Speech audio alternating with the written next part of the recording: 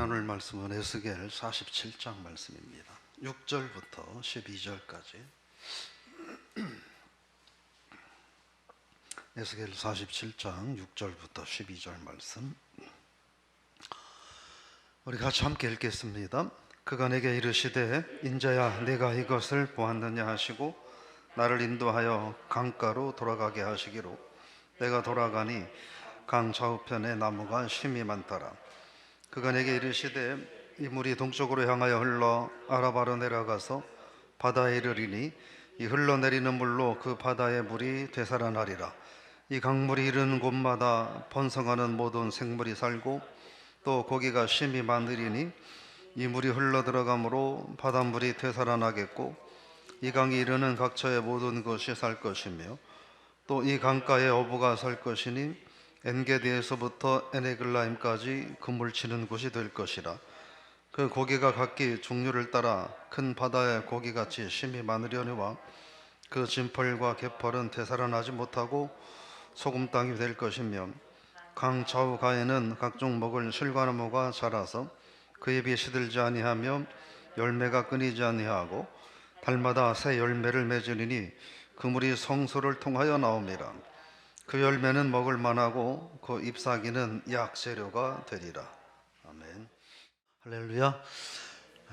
1,000번째 또 4,000번째까지 드리면서 기도하면서 여러분 강단에서 매일 새벽 그 이름이 하나님 앞에 불려진다는 것도 그 자체만으로도 큰 축복이라고 생각을 하고 또 여러분에게 그런 하나님의 남다른 은혜가 있기를 주의 이름으로 축복합니다.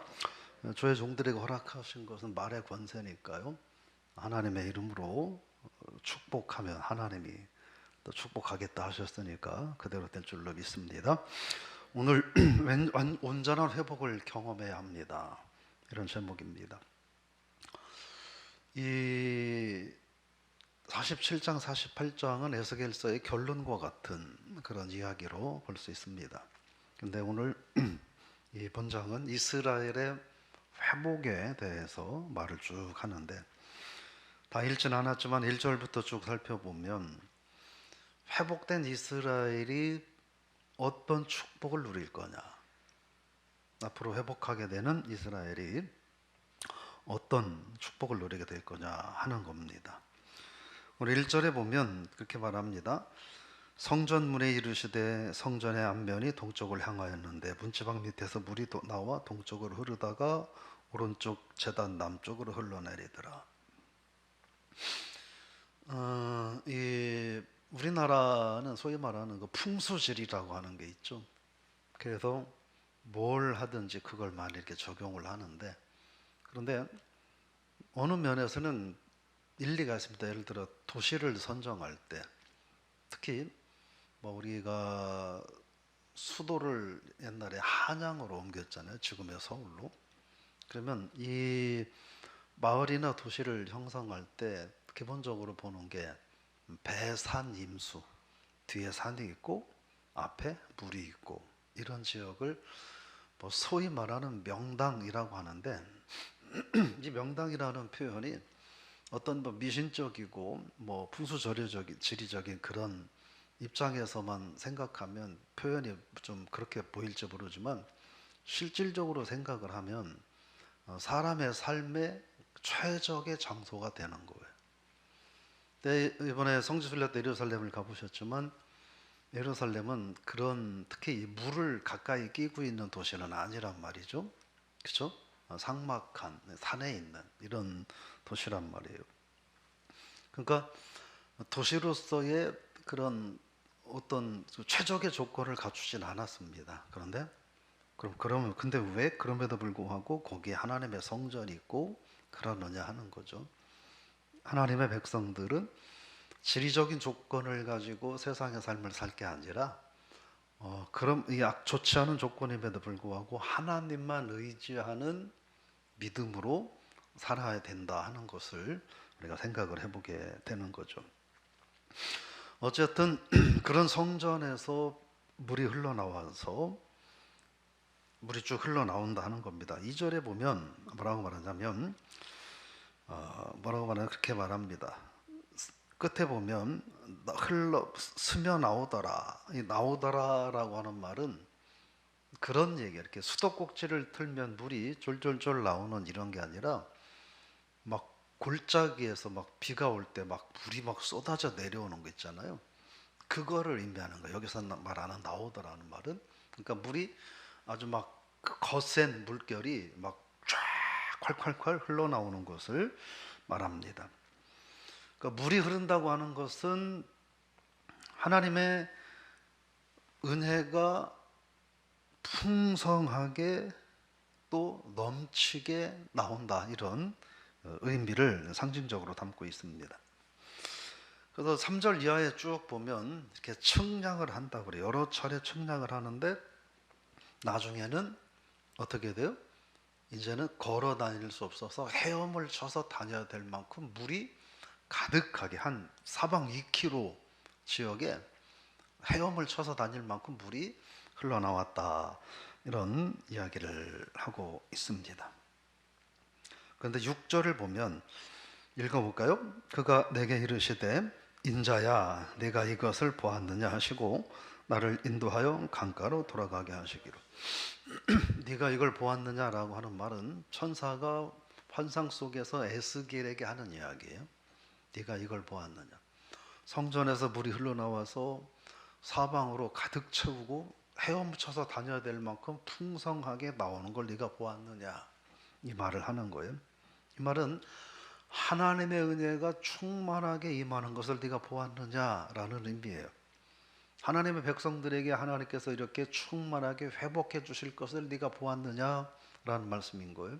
이거를 에스겔서에서는 이 에스겔서의 저자인 에스겔에게 천사가 물은 질문이라고 한다면, 이 말을 오늘 현대적인 우리의 관점에서 보면 지금 하나님께서 저와 여러분에게 에스겔서 47장 6절을 통하여 아무개야 내가 이 땅 가운데 허락할 차고 넘치는 은혜를 네가 보았느냐, 내가 앞으로 너 자신과 너의 가정과 가문 위에 허락할 넘치는 은혜를 네가 보았느냐라는 그런 질문이 될 수 있기를 주 이름으로 축복합니다. 이건 뭐냐면 우리가 본다는 거예요. 그리고 믿는다는 거예요. 그리고 그대로 된다 하는 거예요.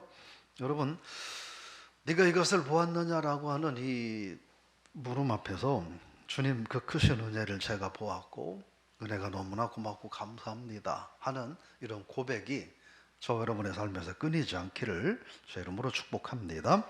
7절 읽어봅니다. 내가 돌아가니 강 좌우편에 나무가 심이 많더라.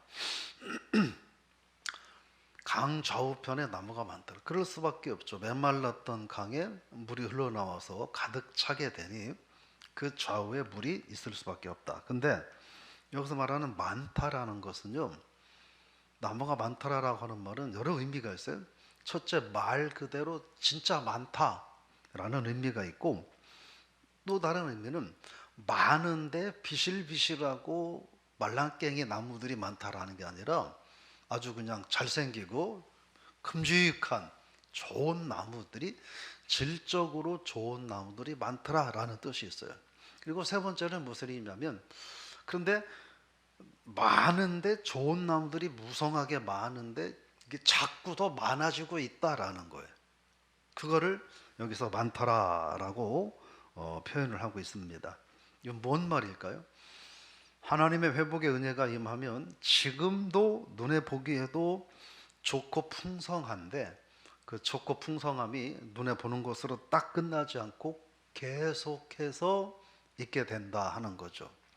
여러분, 그런 하나님의 풍성한 은혜가 에스겔서에서 환상으로만 말해지는 것이 아니라 저 여러분의 삶에도 그렇게 될 수 있기를 주 이름으로 축복합니다.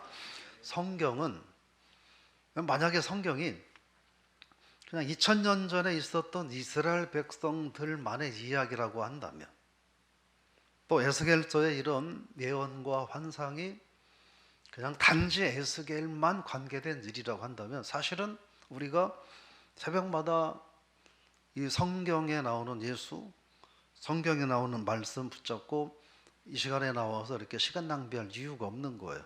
이스라엘 사람들의 일이라고만 한다면 굳이 뭐하러 이 새벽에 차라리 잠을 주무시고 운동을 하는 게 낫지, 이 새벽에 나와서 이 성경을 피고 읽고 묵상을 하고 시간을 낭비하겠습니까? 근데 그렇지 않다는 거예요. 이 성경 말씀을 통해서는 그 모든 하나님의 은혜가 우리에게 풍성하게 동일하게 적용된다는 거예요. 그래서 오늘 에스겔서를 통해서 이스라엘의 회복을 하나님이 말씀하시는 것처럼, 그런데 그게 풍성하게 회복될 것을 말씀하시는 것처럼 저와 여러분의 삶에도 그런 풍성함이 계속할 수 있기를 주의 이름으로 축복합니다. 근데 8절이에요. 읽어봅니다. 그가 내게 이르시되 이 물이 동쪽으로 향하여 흘러 아라바로 내려가서 바다에 이르리니 이 흘러내리는 물로 이 바다의 물이 되살아나리라.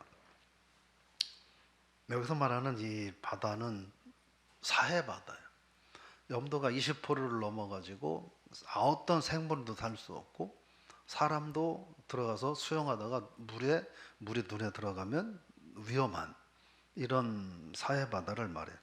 그러니까 예루살렘 성전에서 흘러나온 물이 쭉 퍼져가지고 어디까지 내려간다는 거예요? 사해바다까지 내려가서 그 죽은 사해바다를 살린다는 거예요. 그 죽은 바다를 살린다는 거예요.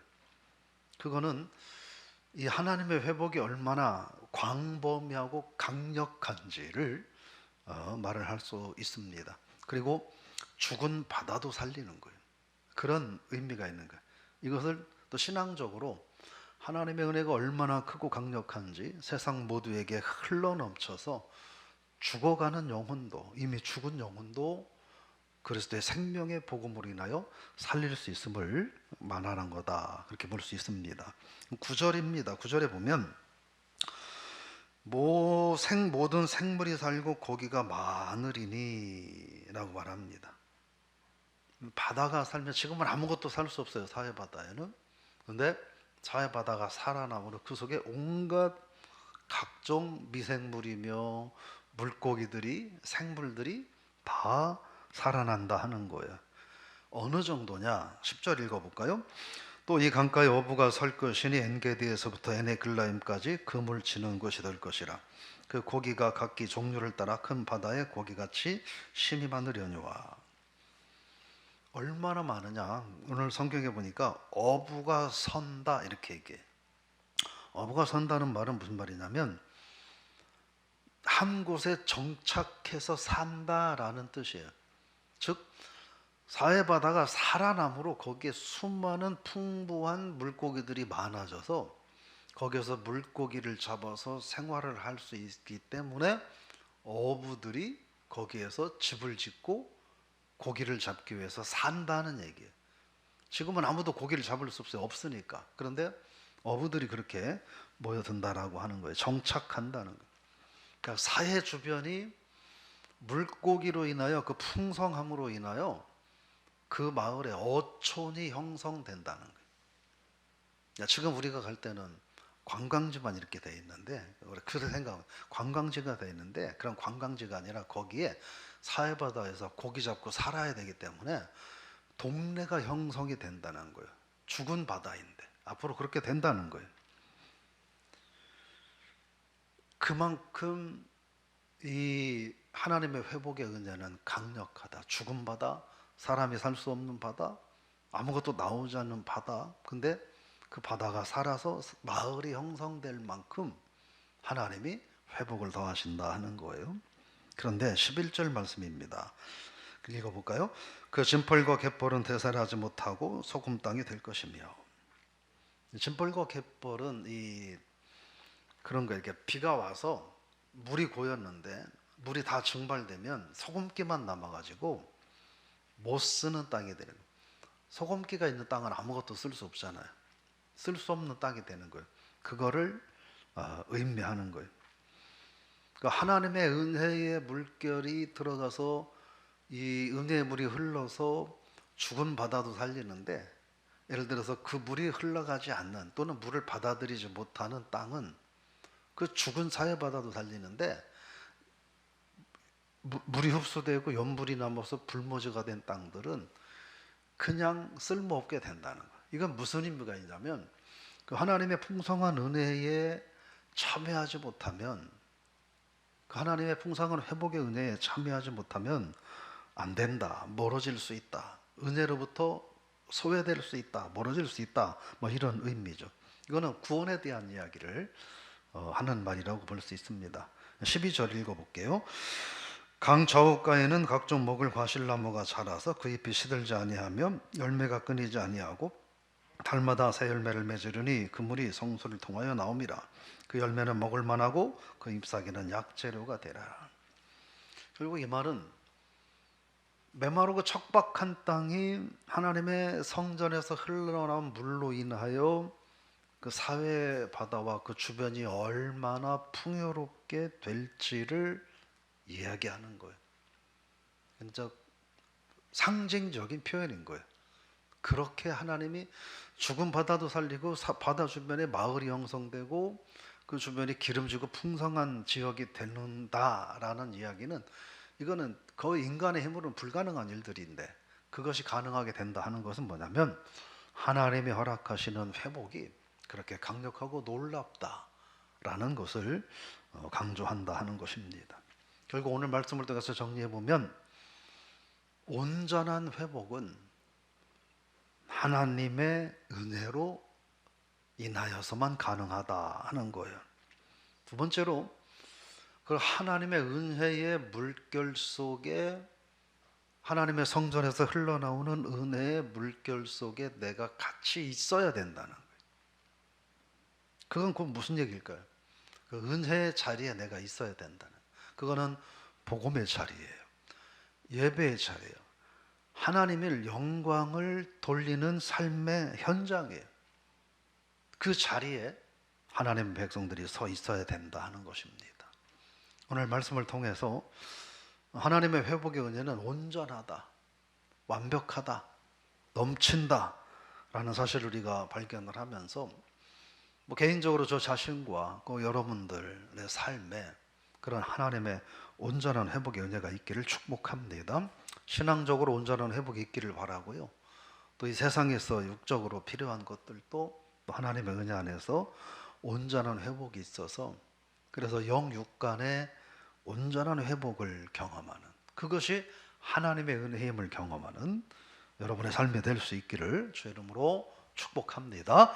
하나님 아버지, 오늘 에스겔 환상을 통하여 저희들이 귀한 말씀을 생각해 봅니다. 오래전 구약 성경에서 에스겔을 통해서 말씀하셨던 하나님의 말씀이 에스겔과 이스라엘 백성들만 관계된 일이라면 사실 저희들은 이 새벽에 시간을 내서 이 자리에 나와서 이 성경을 읽고 묵상할 이유가 없을 것입니다.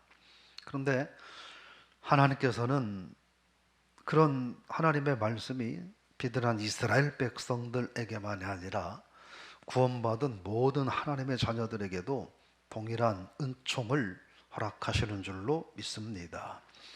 하나님은 백성들에게 온전한 회복을 약속하셨던 것처럼 오늘 저희들에게도 네가 이것을 보았느냐 물으시는 그 음성이 에스겔에게만 묻는 음성이 아니라 우리들 개인에게 묻는 하나님의 음성이 되어, 하나님, 오늘 말씀을 통하여 제가 저의 가정의 회복을 보았습니다. 우리 자녀들의 삶의 회복을 보았습니다. 교회의 회복을 보았습니다. 이 나라 이 민족의 회복을 보았습니다. 하나님 감사합니다. 이렇게 고백할 수 있는 우리의 삶이 되게 하여 주옵소서. 온전한 회복을 경험하되 하나님 허락하시는 은혜와 축복은 풍성하여 다함이 없고 가람이 없는 귀한 은총임을 기억하고 우리들이 이 은혜를 경험하며 오늘 하루를 살아가게 하옵소서. 영적으로 회복하게 하시고 육적으로 세상적으로도 필요한 것들이 회복되게 하여 주옵소서. 코로나19로 인해서 영적으로 심각한 침체에 빠져 있는 성도들이 하나님 조속히 회복될 수 있도록 은혜를 더하여 주옵소서. 육신의 질병과 세상적인 일들로 인하여 힘겨움과 침체에 빠져 있는 성도들이 하나님의 은혜로 회복을 경험하되 온전한 회복을 경험할 수 있도록 은혜를 허락하여 주옵소서. 예수님의 이름으로 기도드리옵나이다. 아멘.